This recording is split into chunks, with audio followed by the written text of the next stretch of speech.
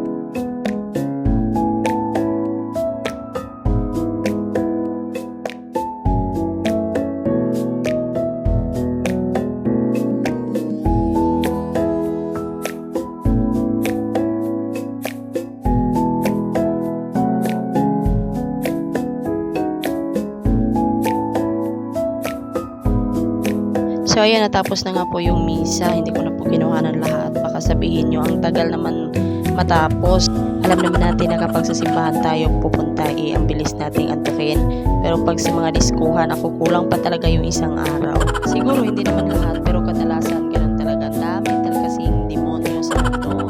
So ayan, kwento-kwentuhan kasama aking mother. May mother at aking kapatid at saka yung kanyang asawa. So nagkukwentuhan sila kung ano ba talaga yung ulamin nila ngayon.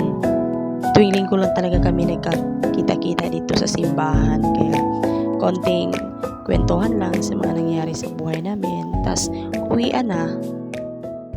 Anyways, dahil linggo nga ngayon, it's a market day na naman, kaya punta muna tayo dito sa market para mamili ng mga kakailanganin natin sa bahay, yung mga ulamin natin ngayon sa buong linggo. Yan, tara samahan nyo kami guys at maglibot-libot tayo sa aming palengke.